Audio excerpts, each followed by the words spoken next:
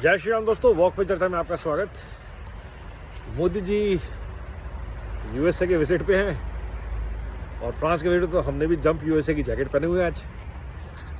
तो उनके विजिट से जो संकेत आ रहे हैं, अब लेफ्ट के इकोसिस्टम को, लाल जिहाद नेटवर्क को, भारत के भ्रष्ट परिवारवादियों को बहुत ही तकलीफ है कि मोदी जी का विजिट में ऐसी बातें क्यों हो रही हैं जो उनको उम्मीद नहीं थी।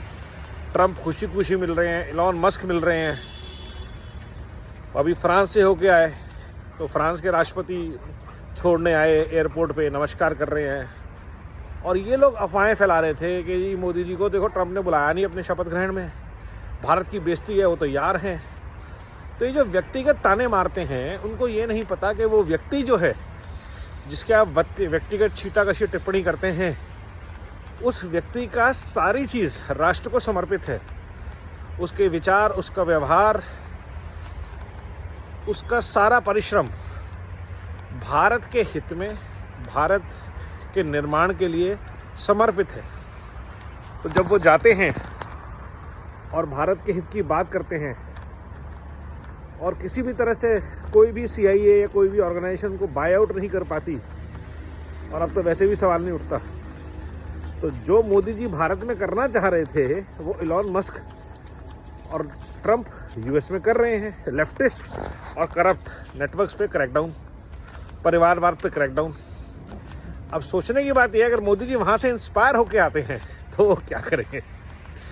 क्या किसी बिजनेसमैन को या जैसे बाबा रामदेव को अगर वो भारत का डोजे का अध्यक्ष बना देते हैं तो क्या हश्र होगा इस लेफ्टिस्ट लाल जिहाद इकोसिस्टम का, जो कि परिवारवाद और भ्रष्टाचार से पोषित हुआ है, जिन्होंने भारत से अरबों रुपए पिछले 40-50 सालों में, 70 सालों में उड़ाए हैं। और ये हर स्टेट, हर परिवार की बात है। तो सोचिए, अगर मोदी जी यूएस में हैं और ट्रंप से बात कर रहे हैं कि भारत के हित के लिए हमें बांग्लादेश को कैसे साधना है, भारत के हित के लिए हमें चाइना और यूक्रेन, रशिया को कैसे साधना है, तो वो आदमी व्यक्तिगत बात क्या कर रहा होगा? और यहाँ पे क्या नैरेटिव बनाया जाएगा? मोदी जी अडानी के को माफ़ी मंगवाने के लिए गए हैं, इलॉन मस्क के आगे झुक गए हैं। जो भारत के हित में होगा, जो भी काम भारत को मजबूत करता होगा, वो व्यक्ति नरेंद्र दामोदर दास मोदी यूएस में वो करेगा। और ये सबको पता है, और यही खौफ है कि अगर उसने भारत के हित में सब कुछ किया तो ये जो भ्रष्ट परिवारवाद से पोषित लाल जिहाद नेटवर्क है, इसका क्या होगा? क्योंकि क्रैकडाउन तो शुरू हो गया, केजरीवाल भी गए। तो ये जो लार्जर रेमिफिकेशंस हैं, तो जैसे ही मोदी जी यूएस से आएंगे और उसका जो यहाँ पे इम्पैक्ट होने वाला है, ये लोग सोच नहीं सकते, या सोच सकते हैं और उससे घबराए हुए हैं। तो मणिपुर की बात की जाएगी, वक्फ बोर्ड भी पास हो गया। तो बहुत सारी डेवलपमेंट ऐसी हो रही हैं जो भारत को, भारत की प्रगति को, भारत के संस्कार और संस्कृति को गति देगा।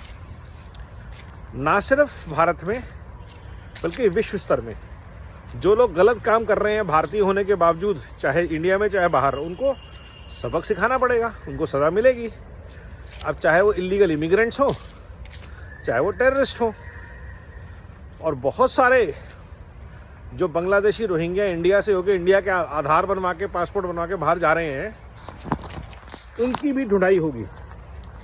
क्योंकि आज की डेट में टेक्नोलॉजी अब है कि आपके सारे फुटप्रिंट, फाइनेंशियल ट्रैकिंग पॉसिबल हैं।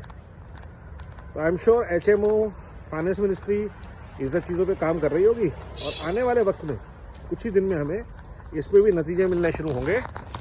तो भ्रष्टाचार पे जो क्रैकडाउन होगा, हर तरह के भ्रष्टाचार पे, वो अगले 3 से 6 महीने में हमें उसका एक अच्छा खासा रिजल्ट दिखना चाहिए। तो गति शक्ति, भारत को सुदृढ़ करने के जितने भी मिशन हैं, उनको और मजबूती मिलेगी मोदी जी के विजिट के बाद।